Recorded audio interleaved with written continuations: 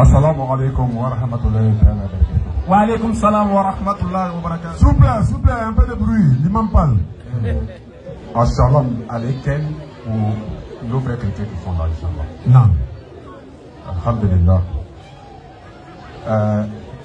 Frères et sœurs, j'ai 3 questions à vous poser.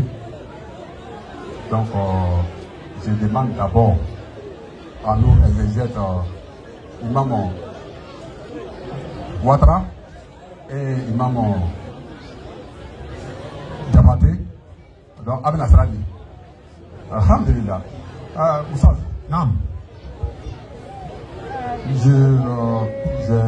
J'aimerais qu'on me fait la lecture de la Sourate 3, 84. Sourate 3, verset 84. L'imam demande la lecture, s'il vous plaît.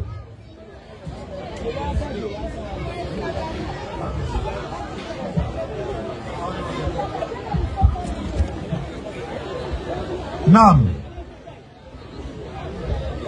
Dis, nous croyons en Allah, à ce qu'on a fait descendre sur nous, à ce qu'on a fait descendre sur Abraham, Ismaïl, Isaac, Jacob et les tribus, et à ce qui a été apporté à Moïse, à Jésus et aux prophètes, de la part de leur Seigneur. Nous ne faisons aucune différence entre eux, et c'est à lui que nous sommes soumis. Merci. Alors, je comprends là que le verset interpelle tous les musulmans à croire à ces prophètes-là, je crois bien, et aux livres qui ont été révélés par Allah. Maintenant, ce que je ne comprends pas, monsieur El Hadji, Djamil et Ismaël, quand j'ai fait une comparaison avec le verset 2 de la Sourate 2, verset 5, j'aimerais qu'on fait cette lecture rapidement. Annonce à ceux qui croient et pratiquent de bonnes œuvres qu'ils auront pour demeure des jardins sous lesquels coulent les ruisseaux. Chaque fois qu'ils seront gratifiés d'un fruit des jardins, ils diront: c'est bien là ce qui nous avait été servi auparavant. Or, c'est quelque chose de semblable, seulement dans la forme. Ils auront là des épouses pures, et là ils demeureront éternellement. Alhamdulillah. Vous m'excusez toujours. J'aimerais que vous preniez Matthieu 22, 24 à 30. C'est pour comprendre quelque chose. Inch'Allah. Vous allez m'aider, Inch'Allah.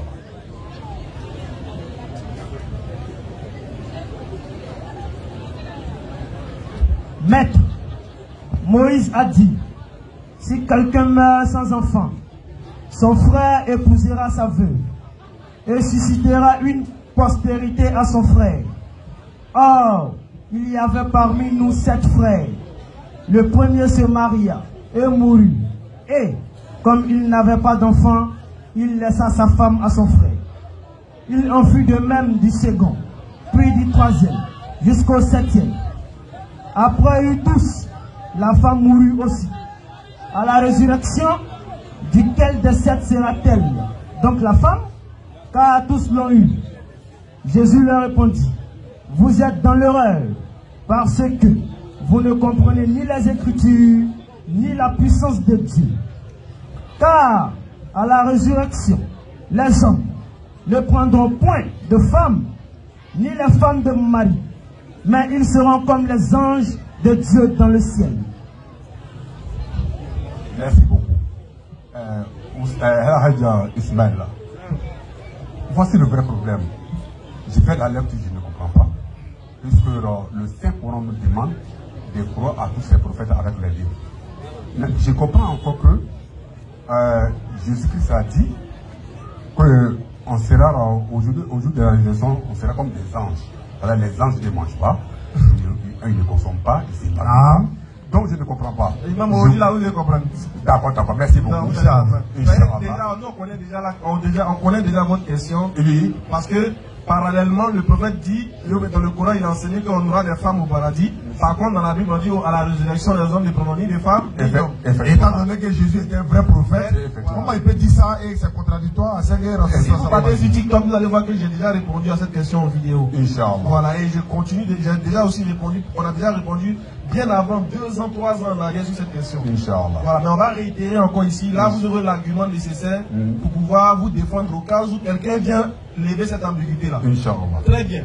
On va relire le texte juste à partir du verset, la dernière phrase. Là. À la résurrection. À la résurrection. Vous allez voir ici, Jésus ici, il a dit quelque chose. Quand Allah subhanahu wa ta'ala, il nous parle des personnes qu'on aura au paradis. En réalité, Allah, il nous parle du paradis. Oui. Il précise bien au paradis. Oui. Très bien. Vas-y.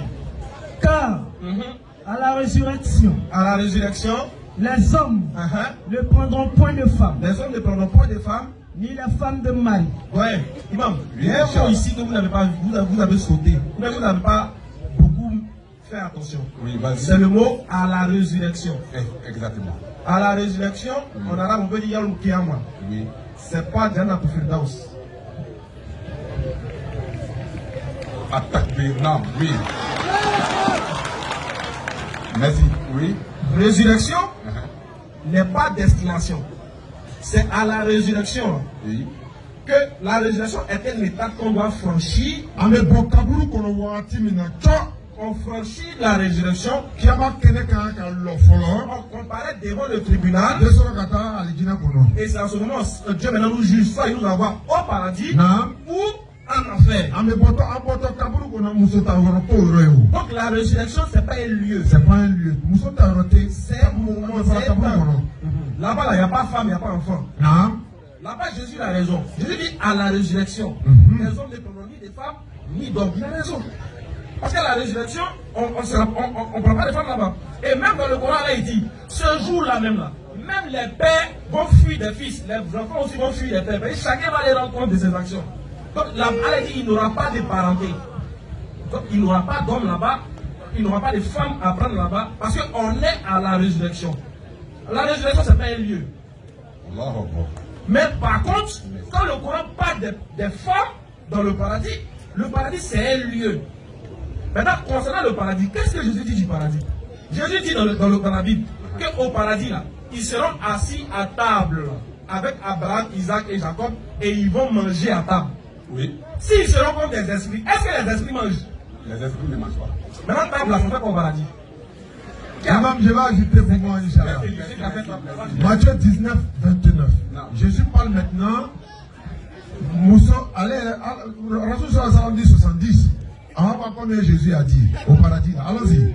Matthieu 19, 29. Matthieu 19, le verset 29. Allons-y. Et quiconque aura quitté à cause de mon nom. Jésus dit, quiconque va quitter à cause de mon nom, ses frères, et tu abandonnes tous tes frères à cause de mon nom, ou ses soeurs, tu vas laisser toutes tes soeurs à cause de moi, mon nom, ou son père, tu laisses tes parents à cause de moi, Jésus, ou sa mère, ou sa femme, ou ses enfants, ou encore tes enfants, si tu abandonnais tout cela à cause de moi, ou ses terres, ou encore tes terres, ton champ, tout cela, ou ses maisons, ou tes maisons, tu recevras le centuple.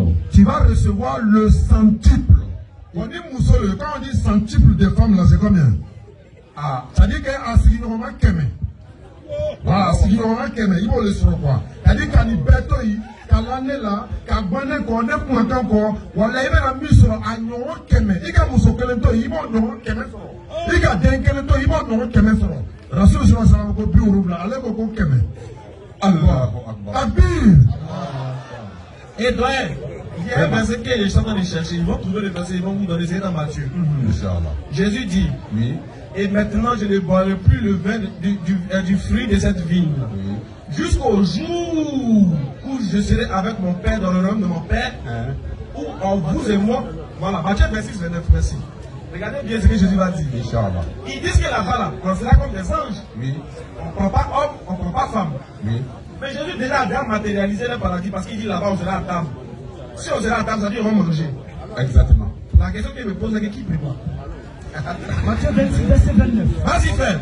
Je vous le dis. Je lui dis, je vous le dis. Je ne boirai plus désormais. Je ne boirai plus désormais.